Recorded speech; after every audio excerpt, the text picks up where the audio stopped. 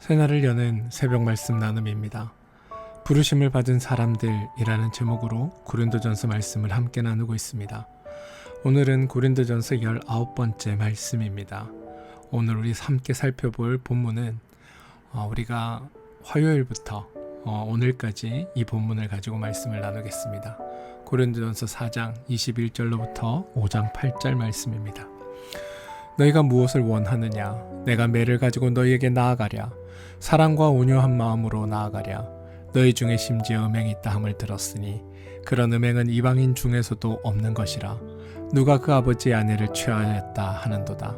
그리하고도 너희가 오히려 교만하여져서 어찌하여 통한이 여기지 아니하고 그 일을 행한 자를 너희 중에서 쫓아내지 아니하였느냐. 내가 실로 몸으로는 떠나 있으나 영으로는 함께 있어서 거기 있는 것 같이 이런 일들 행한 자를 이미 판단하였노라.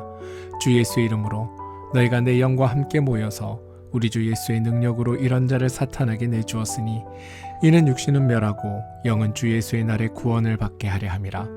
너희가 자랑하는 것이 옳지 아니하도다. 적은 누룩이 온 덩어리에 퍼지는 것을 알지 못하느냐. 너희는 누룩 없는 자인데 새 덩어리가 되기 위하여 묵은 누룩을 내버리라. 우리는 유월절 양 곧 그리스도께서 희생되었느니라. 이러므로 우리가 명절을 지키되 묵은 누룩으로도 말고 악하고 악에 찬 누룩으로도 말고 누룩이 없이 오직 순전함과 진실함의 떡으로 하자. 사도 바울이 고린도 교회에 보낸 이 말씀은 단순히 죄를 범한 사람을 처벌하는 방법을 담고 있는 것이 아닙니다. 본문은 겉으로 보기에 엄격한 징계를 다루고 있는 것처럼 보이지만 실제로는 하나님의 은혜와 구원의 원리를 드러내는 메시지를 전하고 있습니다.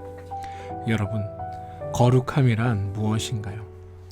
구약에서 이스라엘 백성을 가장 잘 설명하는 표현이 바로 거룩한 백성이라는 표현입니다. 이 거룩함의 본질은 구별됨에 있습니다. 다시 말해 서로 다름, 이 다름을 아는 것에 있습니다. 그러나 이스라엘 자체가 여러분 특별했던 건 아닙니다. 이스라엘의 조상 아브라함은 갈대아 우르에 살던 평범한 아람 사람이었습니다. 그는 특별한 비전이나 새로운 철학을 가진 사람이 아니었고 입신양면의 비전을 품고 살았던 사람도 아닙니다. 또 새로운 사람이 되려고 노력한 적도 없습니다. 만약 우리가 아브라함을 만나 어떻게 이스라엘의 조상이 될 수 있었습니까? 라고 물으면 그는 아마 저도 모릅니다 라고 대답할 겁니다. 왜냐하면 그 모든 것은 아브라함의 의도된 행동으로 인해 이루어진 것이 아니라 아브라함의 노력과 수고로 인해 만들어진 것이 아니라 하나님에 의해 이루어진 일이기 때문입니다. 하나님이 아브라함을 부르셨습니다. 하나님이 이스라엘을 세우셨습니다. 이스라엘의 특별함은 이스라엘 자체에서 나온 것이 아니라 하나님께서 이스라엘에게 행하신 일로부터 비롯된 겁니다. 하나님은 이스라엘을 가장 큰 민족으로 만들거나 가장 부유하고 번성한 국가로 세우거나 가장 지혜롭고 현명한 사람들로만 만들지 않으셨습니다. 하나님이 이스라엘에게 행하신 일은 하나님을 계시하신 것, 바로 하나님 자신을 그들 가운데 드러내고 나타내신 겁니다. 그래서 이스라엘이 하나님을 알게 된 것입니다. 모든 사람이 죄인이 되어 하나님을 모르고 있을 때 모든 사람, 모든 민족, 모든 나라가 죄의 원리로 생각하고 판단하고 행동하고 있을 때 하나님은 이스라엘에게 하나님의 뜻, 하나님의 마음, 하나님의 기준, 하나님의 원리, 하나님의 방법 등을 알려주셨습니다. 그래서 이스라엘은 죄만 알고 있던 사람들과는 다르게 죄로만 행동하고 있던 사람들과는 구별되게 하나님에 대하여 아는 사람이 된 것입니다. 이게 바로 거룩입니다. 이스라엘의 거룩함은 출신 지역이나 성장 과정, 언어와 문화의 차이가 아니라 근본적인 사고방식, 인식, 기준, 가치의 차이에서 발생합니다. 죄와 다른 것, 죄와 구별되는 것, 그게 바로 거룩함입니다. 성경이 거룩을 언급할 때 자주 등장하는 표현은 내가 거룩하니 너희도 거룩하라 입니다.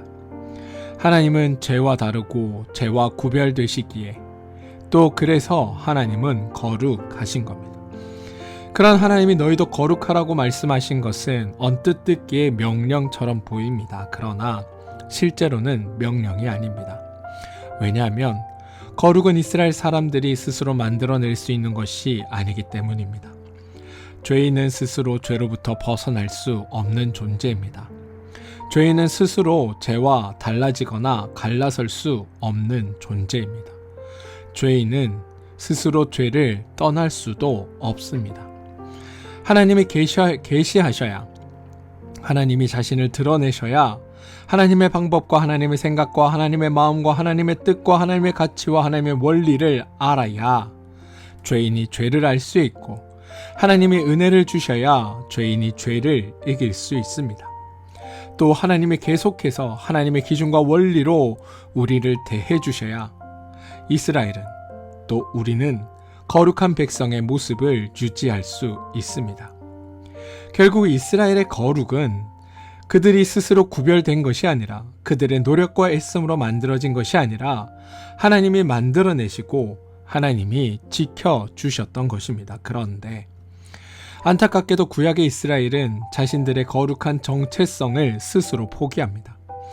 사무엘상 8장 5절과 20절에서 이스라엘은 우리로 하여금 모든 나라와 같이, 또 우리도 다른 나라와 같이 되게 해달라라고 하나님께 요청합니다. 하나님께서 기껏 이스라엘을 다른 나라들과 구별되게 만드셨는데 이스라엘은 오히려 다른 나라와 다르지 않게, 모든 나라와 구별되지 않게 만들어 달라라고 요청했다는 겁니다. 하나님은 사람이 없어서 아브라함을 선택한 것이 아닙니다. 민족이 없어서 히브리 민족을 선택하신 것도 아닙니다.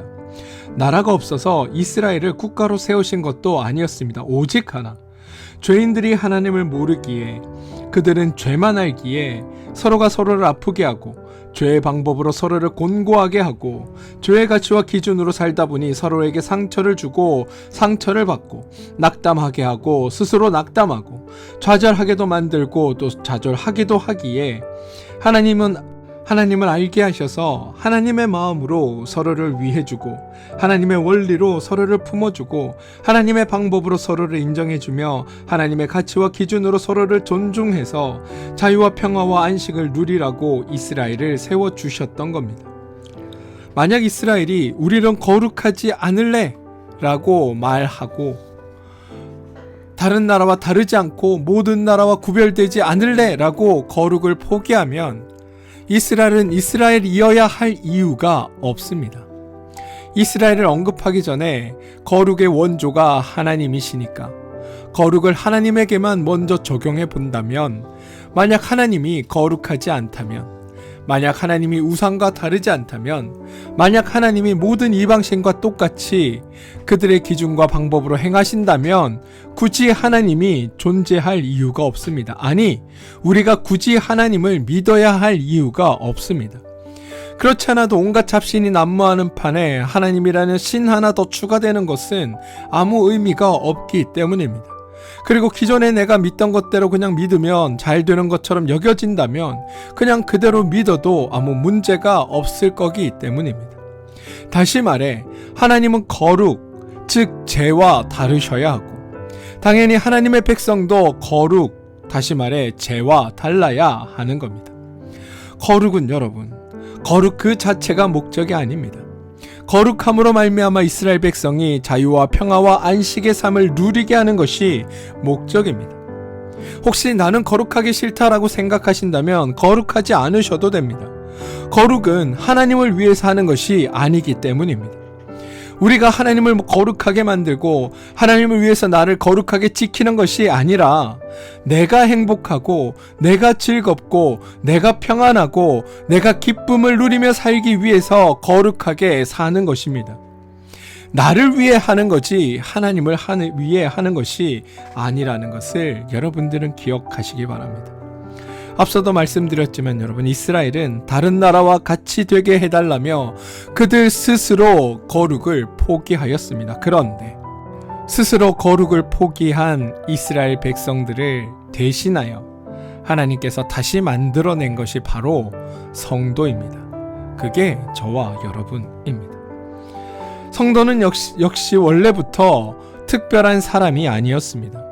성도도 죄인들 중에 하나였고 성도가 하나님께 선택될 만한 어떤 특별한 능력과 조건과 상황도 없습니다. 우리가 바로 성도니까요. 또 하나님은 우리를 세상에서 높은 자가 되도록, 강한 자가 되도록, 큰 자가 되도록, 부유한 자가 되도록 만들어주지 않았습니다. 하나님께서 우리에게 행하신 일은 바로 죄로부터 구원하신 겁니다. 하나님께서 우리에게 주신 것은 하나님의 자녀가 되는 권세, 하나님 나라의 기업을 얻게 하는 것, 하나님의 말씀을 깨닫고 분별하고 우리의 삶에서 드러내며 실천할 수 있도록 성령을 우리 가운데 보내주신 것, 그게 우리에게 하신 하나님의 일들입니다. 고린도 후서에서는 우리를 새로운 피조물이라고 표현합니다. 바울이 우리를 새로운 피조물이라고 말하는 것은 죄만 알고 죄만 생각하고 죄로만 행동하던 우리들이 하나님을 알고 하나님을 생각하고 하나님의 마음과 하나님의 원리와 하나님의 방법과 하나님의 뜻에 따라 행할 수 있는 자들이 되었다는 것, 그게 바울이 말하는 새로운 피조물이라는 겁니다. 구약의 거룩한 이스라엘 백성과 신약의 거룩한 성도가 가지는 공통점은 모두 죄와는 다르게 죄로부터 구별되었다라는 것입니다. 그런데 안타깝게도 구약의 이스라엘은 스스로 거룩하기를 포기했습니다. 그런데 재밌는 것은 이스라엘이 자신들의 거룩성을 포기한다고 해서 그들이 거룩해지지 않은 것이 아니라는 겁니다. 왜냐하면 이스라엘이 거룩함을 포기할지라도 하나님은 이스라엘의 거룩함을 포기하지 않으셨기 때문입니다. 이스라엘의 주장, 이스라엘의 선언, 이스라엘의 행동과 관계없이 하나님은 여전히 이스라엘의 하나님으로 남아 계셨고 하나님은 여전히 이스라엘을 자신의 백성으로 거룩하게 구별하여 대해 주셨다라는 겁니다. 단 한 가지만 달라지는 것이 있습니다. 이스라엘의 거룩함을 포기함으로 말미암아 자신들이 그 거룩함으로 주어지는 열매들을 누리지 못하더라는 겁니다. 하나님이 주시는 평안과 기쁨과 감사와 은혜와 은총이 그들의 삶에 있음에도 그들은 그것을 알아차리지 못했다라는 겁니다. 오늘날 우리도 마찬가지입니다. 혹시 여러분들 중에 누군가가 나는 성도하지 않겠습니다라고 말한다고 해서 여러분의 성도됨이 취소되는 것은 아닙니다. 저는 우리의 교회 같은 것은 안 할래요. 이렇게 말한다고 해서 교회가 소멸되는 것도 아닙니다. 성도가 거룩함을 지키지 아니하고 성도가 거룩하게 행동하지 않으면 단지 그 성도가 스스로 거룩함을 누리지 못하는 것이고 그 거룩의 열매를 누리지 못하는 것뿐입니다. 교회도 마찬가지입니다. 교회가 교회 안 할래요 한다고 해서 교회가 아닌 것이 아니라 그렇다고 한다면 교회가 하나님으로 말미암아 주어지는 거룩함의 열매들을 누리지 못할 뿐이다. 이 사실을 여러분들은 기억해 주시기 바랍니다. 하나님은 성도를 세상과 다르게 죄와 다르게 구별하셨습니다. 5장에서 바울이 성도가 죄와 다르고 교회가 죄와 다르고 그래서 구별되고 거룩하다는 것을 강조하는 이유는 교회 문제를 어떻게 다루는가 이것을 확인하기 위해서입니다. 거룩한 공동체는 세상과 다르고 죄와 다르니까 그 거룩한 공동체는 자신들의 문제를 어떻게 다르게 다루어야 하는가, 그리고 과연 죄와 구별되게 다룬다는 것은 어떻게 하는 것인가, 이걸 바울이 말하고 싶었던 겁니다. 5장 1절을 보시면 교회에 중차대한 문제가 발생했습니다. 이 문제에 대한 바울의 반응이 4장 21절입니다. 너희가 무엇을 원하느냐? 내가 매를 가지고 너희에게 나아가랴? 사랑과 온유한 마음으로 나아가랴? 여러분, 이 말은 단순한 질문이 아닙니다. 너희는 지금 매를 맞을 짓을 하고 있다라는 의미입니다. 실제로 바울은 이 사건에 대한 자신의 마음을 2절에서 드러냅니다. 그리하고도 너희가 오히려 교만하여져서 어찌하여 통한이 여기지 아니하고 그 일 행한 자를 너희 중에서 쫓아내지 아니하느냐. 바울은 고린도 교인들이 당연히 통한시 여겨야 했고 당연히 음행한 자를 쫓아내야 한다고 말합니다.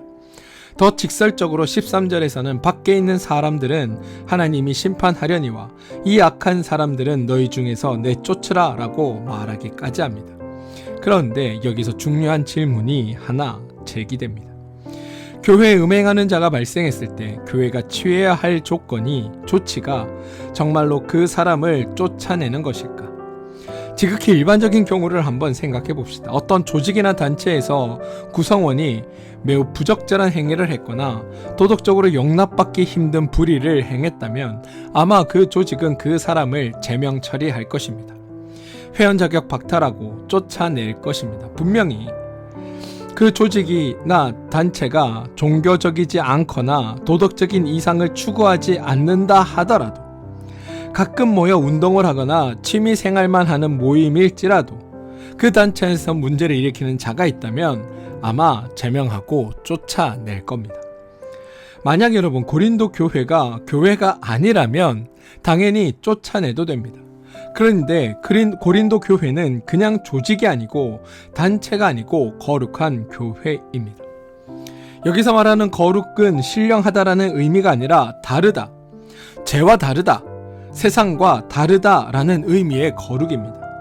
그렇게 거룩한 교회, 다시 말해 세상과 다른 교회, 더 정확하게는 죄와 구별되어 나타난 교회가 세상과 똑같은 조치를 취한다면 그건 세상과 같은 것 아닙니까? 만약 구별된 교회가 똑같이 세상과 반응한다면 그거는 구별된 것이 아니라 오히려 세상과 다름없다라고 말해도 무방한 것 아닙니까? 사실 바울의 태도와 고린도 교인들의 태도는 예상과 다를 수 있습니다. 교회에 음행하는 자가 발생했을 때 그 교회를 다니고 있던 고린도 교인들은 그 사람을 매일 보아야 하고 그 사람과 매일 만나야 하니 당장 내쫓자고 주장할 것 같고, 멀리 있던 바울은 한 번만 용서하자고, 품어주자고, 설득해보자고 제안할 것 같은데 성경 본문은 정반대로 상황이 흘러가고 있음을 우리 가운데 보여줍니다. 고린도 교인들은 오히려 그 음행한 자와 함께 지내고 있고 바울은 먼 곳에 떨어져서 구체적인 조치를 취할 수 없습니다. 그런데 정작 고린도 교회에 출석하는 성도들은 전혀 통한이 여기지도 않고 쫓아내지도 않고 있습니다. 바울은 의견을 제시하는 것이 아니라 아주 단호하게 말합니다. 3절에서 내가 몸으로는 떠나 있으나 영으로는 함께 있어 거기 있는 것 같이 이런 일을 행한 자를 이미 판단하였노라 라고 선언합니다. 바울은 교회의 문제를 다루면서 우리는 교회니까 달라야 한다라고 말합니다. 그런데 다르다는 것이 어떻게 하는 것이 세상과 다른지를 살펴봐야 합니다. 고린도전서 5장에서 대부분의 사람들은 음행하는 자, 그 사람에게 집중합니다. 그 사람이 누구인지, 언제부터 그랬는지, 왜 그랬는지, 어떤 의도로 그랬는지 등 그 사람에게 집중하는데 바울은 그 사람에 대해서는 거의 언급하지 않고 있습니다. 바울의 관심은 온통 교회에 있습니다. 그래서 음행한 사람을 향하여 너는 왜 통한이 여기지 않느냐, 너는 왜 회개하지 않느냐라고 묻지 않습니다. 도리어 교회를 향하여 어찌하여 너희가 통한이 여기지 않느냐라고 탄식합니다.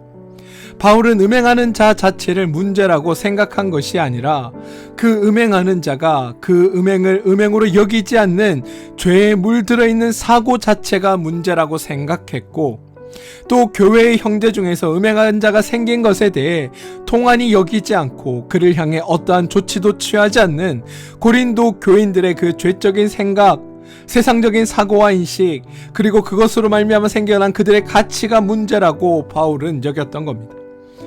문제인식이 달라지면 문제 해결 또한 달라지는 법입니다.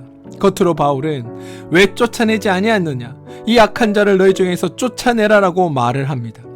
그런데 만약 단순히 쫓아내는 것이라면 앞서 말씀드린 것 같이 세상의 방식과 다르지 않습니다. 표현은 그렇게 되어 있지만 이 표현 속에 담겨 있는 바울의 주장은 이 표현과는 다르다라는 것을 우리는 이해할 수 있어야 합니다. 우선 누룩과 관련된 6절과 8절의 표현을 살펴보겠습니다. 바울이 내버려야 한다라고 주장한 적은 누룩, 묵은 누룩 또는 악하고 악에 찬 누룩, 이것이 무엇이냐고 물었을 때 대부분 우리는 음행하는 자가 바로 그 누룩이다라고 생각할 수 있습니다. 그런데 여러분, 이건 완전한 오해입니다. 바울은 적은 누룩, 묵은 누룩, 악하고 악에 찬 누룩을 제거해야 한다고 생각하는데 그것은 음행한 자, 바로 그 사람이 아니라 바로 죄입니다. 교인들 중에 특정한 사람이나 특정한 행동이 문제라고 여긴 것이 아니라 음행을 행한 자나 그와 함께하고 있는 교인 모두에게 여전히 자로잡고 있는 죄적인 사고, 세상적인 인식, 세상적인 가치, 세상적인 방식 등이 문제라고 여겼던 겁니다. 그래서 바울은 그리스도의 사역과 그 결과로 이루어진 성도됨에 대해 언급하는 겁니다. 7절을 보시면 너희는 누룩 없는 자인데 새 덩어리가 되기 위하여 묵은 누룩을 내버리라. 우리는 유월절 양 곧 그리스도께서 희생되셨느니라 라고 말합니다. 즉 예수께서 너희의 죄를 해결했다라는 겁니다. 당연히 너희는 죄 없는 자입니다. 그렇다면 살아갈 때 죄의 원리, 세상의 방식, 세상의 기준, 세상의 가치를 내어버리고 성도답게 살아야 한다는 겁니다. 하나님의 가치, 하나님의 뜻, 하나님의 방식으로 살아가야 한다. 이게 바울의 주장이라는 겁니다. 그 말이 8절입니다. 이러므로 우리가 명절을 지키되, 여기서 명절을 지키되 라는 표현은 오순절이나 유월절이나 같은 특별한 절기를 말하는 게 아닙니다. 원어에서 여러분 이 표현은 축제, 잔치, 향연, 명절이라는 의미가 있고 잔치를 하다, 축제를 하다, 즐거워하다 라는 의미를 가지고 있습니다. 그래서 7절부터 연결해 보면 이렇게 됩니다. 예수가 희생양이 되어서 우리가 누룩 없는 자, 성도가 되었으니 8절에서 그러므로 우리가 성도 되었음을 즐거워하자라는 겁니다. 그럼 어떻게 즐거워할 수 있느냐? 무룩은 누룩으로 말고 악하고 악에 찬 누룩으로도 말고 누룩 없이 오직 순전함과 진실함과 떡으로 하자라고 말합니다. 다시 말해 죄의 원리로 살지 말고 하나님의 뜻과 하나님의 방식과 하나님의 원리로 살아가자라는 게 바울의 주장입니다. 본문은 단순하게 악한 사람 빼놓고 하자, 불의한 사람 내어 쫓자, 우리와 맞지 않는 사람 모두 제명하자 이렇게 말하는 것이 아닙니다. 이 사람 빼고 저 사람 빼면 여러분 교회에 남는 사람 아무도 없습니다. 바울은 특정한 사람이나 특정한 행동을 문제 삼는 것이 아니라 그들 속에 여전히 존재하는 죄적인 사고, 세상적인 가치관, 세상적인 판단, 세상적인 주장, 세상적인 인식 이런 것들을 문제 삼고 있는 겁니다. 바울은 고린도전서 5장에서는 묵은 누룩, 적은 누룩, 악하고 악에 찬 누룩과 순전하고 진실함의 떡을 대조하여 특정한 사람이 아니라 성도들 가운데 여전히 남아있는 죄, 그 죄를 문제로 삼고 그 죄를 내쫓아야 한다고 말하고 있습니다.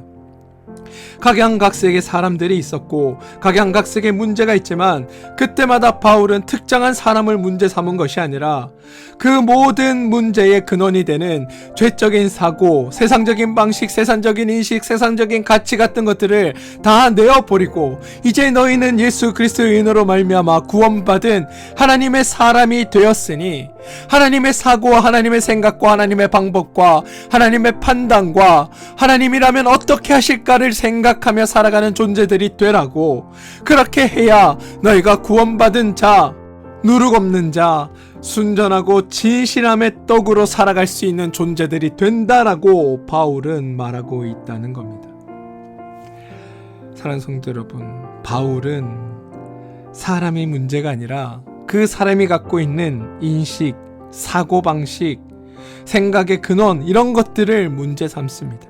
그것이 하나님의 사람, 하나님의 것으로 바뀌지 않는다면, 하나님이 중심으로 바뀌지 않는다면, 하나님이 중심이 되어 변하지 않는다면 그 사람의 삶의 태도가 어떠하든 그건 죄적인 사고로 말미암았다라고 바울은 말하고 있다는 겁니다. 바울의 관심은 죄였고 바울의 강조는 성도됨, 다시 말해 성도가 죄에서 구원받은 하나님의 자녀가 되었으니 하나님의 마음과 뜻과 기준과 가치와 원리와 방법으로 살아야 한다는 것, 이게 바울이 우리에게 강조하고자 하는 바입니다. 제가 오늘 본문을 3일에 걸쳐 말씀드리는 이유도 바로 이것입니다. 우리가 아무리 많은 하나님의 말씀을 듣고 아무리 많은 성경을 외우고 아무리 많은 본문을 이해하고 있다 할지라도 우리 안에 우리 사고의 근원과 사고의 방식이 여전히 세상적인 것에 머물러 있고 여전히 세상적인 것을 추구하며 여전히 세상적 가치에 우리의 모든 것을 쏟는다면 우리가 행하는 그 모든 일들이 헛될 수밖에 없음을 말씀드립니다. 중요한 건 우리가 성도됨을 깨닫고 하나님의 마음과 하나님의 생각과 하나님의 방식과 하나님이라면 어떻게 할지를 고민하며 살아가는 존재들이 되어야 하고, 그렇게 고민하였다면 그렇게 행하는 자들로 살아갈 수 있어야 하는 것, 그게 말씀을 읽으며 우리가 가야 할, 우리가 지향해야 할 우리의 삶의 방향임을 저는 여러분들이 잊지 않고 기억해 주시길 소망합니다. 그래야 성도가 성도 될 수 있는 겁니다. 사람을 쫓아내는 것으로 문제가 해결되지 않습니다. 문제가 있다고 그 사람을 쫓아내는 것이 해결 방법이 아닌 이유는, 첫 번째, 교회는 사람을 버리는 곳이 아니기 때문입니다. 교회는 사람을 구원하는 곳입니다. 교회는 의인을 위해 존재하는 곳이 아니라 죄인을 위해 존재하는 곳이기 때문입니다. 그런데 교회가 죄인을 쫓아내면 그 죄인은 어디로 가야 한다는 말입니까? 애초부터 하나님이나 바울은 고린도 교인들이 아닌 모든 인간이 죄로부터 난 자다라는 사실을 알고 시작합니다. 그리고 그들이 구원을 받았어도 여전히 죄의 영향을 받고 있다는 것도 알고 있습니다. 그러니 바울이 계속해서 옛사람을 벗어버리라, 겉사람을 벗어버리라, 묵은 누룩을 벗어버리라 라고 권고하는 겁니다. 그런데 여러분, 교회는 죄인을 버리는 곳이 아닙니다. 세상은 행여라도 자기에게 누가 될까봐, 행여라도 자신에게 손해가 될까봐 다른 이들을 성급하게 단호하게 내쳐버립니다. 그러면서도 전혀 문제가 된다라고 또 책임감을 느끼지 않습니다. 그 인간은 그래도 돼, 그 사람이 악을 행했으니까 이 공동체에서 함께할 수 없어, 쫓겨나도 돼 라고 당연히 여깁니다. 그런데 그런 곳과 교회는 다릅니다. 교회는 그렇게 세상과 죄와 다르게 거룩한 곳이어서 저와 여러분 모두가 죄인 출신이라는 것을 알고 있어서, 죄인 출신들이 죄를 끊어내는 것이 얼마나 어렵다는 것을 다 알고 있어서 그 죄인들을 품어주는 곳이 교회입니다. 교회는 그 죄인을 받아주는 곳이고, 교회는 그 죄인을 치유하는 것입니다. 그곳이 바로 교회입니다. 또한 우리의 방식이 죄인을 쫓아내는 것으로 문제를 해결하지 않는 두 번째 이유는, 문제 있는 자를 제거한다고 해서 남아있는 사람들의 수준이 높아지거나 그들이 저절로 성결해지고 거룩해지는 것이 아니다라는 것입니다. 예를 들어 학교에서 공부 못하는 학생이 있어서 그 학생을 퇴학시킨다면 남은 학생들이 저절로 공부를 잘하게 될까요? 그게 아닙니다. 옆 사람이 공부를 잘하든 못하든 상관없이 내가 거기에 속해 있는 모든 학생들이 공부를 열심히 해야 실력이 늘어나는 겁니다. 내 옆에 살찌고 뚱뚱한 사람이 있어서 그 사람을 쫓으면 내가 갑자기 그 사람이 나갔기 때문에 몸짱이 되는 걸까요? 그렇지 않습니다. 내 옆에 누가 있느냐 그것과 상관없이 내가 운동을 하고 내가 열심히 근육을 불려야 내가 몸짱이 될 수 있는 겁니다. 공동체 안에 있는 도둑놈을 내쫓는다고 해서 내가 선한 사람이 되는 것이 아닙니다. 내가 선한 생각을 가지고 선한 행동을 하고 그래서 선한 사람으로서 삶을 살아야, 그래야 내가 선한 사람이 되는 겁니다. 옆 사람이 문제가 아니라, 옆 사람을 내쫓아내는 것이 문제가 아니라 내가 변화되는 것, 그게 중요한 일이다라는 겁니다. 세상은 언제나 겉으로 드러난 죄, 그 죄를 행한 사람만을 문제 삼고 그 사람을 제거하면 문제가 해결될 것처럼 생각합니다. 그렇다면 여러분, 아직 죄가 드러나지 않는 사람은 문제가 없는 걸까요? 악을 행한 사람을 제거하면 남아있는 사람들의 마음에서 죄의 마음은 사라지고 저절로 선해지기만 할까요? 전혀 그렇지 않은 겁니다. 교회는 여러분, 거룩한 공동체입니다. 이 말은 세상과 다르게 문제인식과 해결 방식이 다르다라는 의미이기도 합니다. 만약 세상과 다르지 않고 죄와 구별되지 않는 방법으로 교회가 어떤 문제를 해결한다면 교회는 교회이되 거룩함을 잃어버린 교회가 되고 맙니다. 바울이 오늘 이 편지를 쓴 목적은, 거룩한 교회의 목적은 그 사람을 쫓아내는 것이 아니라 그 사람과 고린도 교인들 중에 죄를 쫓아내는 것에 달려 있었습니다. 그래서 하나님의 원리, 성도됨이 성도됨이 구현되는 것이 교회 안에서 드러나고 나타나는 것이 중요한 겁니다. 바울은 그걸 원했던 겁니다. 그 사람을 구원하려면 징계가 필요한 것이 아니라 은혜가 필요하다. 은혜는 사실을 묵인하고 마냥 덮어주는 것이 아니라 그 사람의 행동이 잘못된 것임을 알게 해주고 그 사람이 그 행동을 고칠 수 있도록, 다시 말해 세상의 관점과 세상의 기준과 세상의 방식이 아니라 하나님의 기준과 가치와 원리와 방법에 따라 행하며 살아가는 것이 무엇인지를 알려주고 그렇게 살도록 도와주는 것, 그게 교회의 역할이고 성도된 자들의 역할이라는 겁니다. 그렇습니다, 여러분. 바울은 그래서 교회에게 그 은혜를 드러내고 그 사람에게 은혜를 체험할 수 있도록 해주라고 권면하고 있는 겁니다. 사랑하는 성도 여러분, 저는 여러분들이 하나님의 거룩한 성도로 부름받았음을 기억하시고 여러분 있는 그 모든 것이 하나님의 거룩함, 그 구별됨으로 사라지는 곳이 되기를 소망합니다. 사랑으로 품고 은혜로 그들을 변화시켜 나가는 그 자리에 여러분들이 서 있음을 기억하시고 세상을 살아가는 세상적 방법이 아니라 세상에 살지만 하나님의 방법과 방식으로 세상을 살아내는, 그래서 하나님의 사랑과 은혜의 거룩함을 드러내며 사는 여러분들 되시고, 그래서 하나님의 거룩한 성도로, 또 그 거룩한 성도들이 모이는 거룩한 교회로 우리가 함께 나가게 되길 주님의 이름으로 축원드립니다. 오늘 하루 여러분의 삶에서 하나님의 거룩함을 드러내는 하나님의 성도로 살아주시길 부탁드립니다. 함께 기도하겠습니다. 주님, 말씀을 통해 참된 거룩함의 의미를 깨닫게 하심에 감사드립니다. 우리는 종종 우리의 거룩함을 지키기 위해 사람을 정죄하고 내어 쫓는 것을 옳다고 생각하지만 진정한 거룩함은 사람이 아닌 죄를 내어 쫓고 서로를 변화시키고 회복시키는 것임을 오늘 말씀을 통해 알게 하여 주시니 감사드립니다. 저희가 세상의 방식이 아닌 하나님의 방식으로 서로를 대하게 하시며 누룩 없는 새 덩어리가 되었음을 기억하고 순전함과 진실함으로 성도의 삶을 살아갈 수 있도록 도와주시옵소서.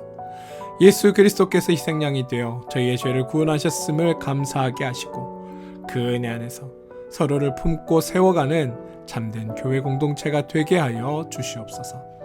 예수님의 이름으로 기도합니다. 아멘.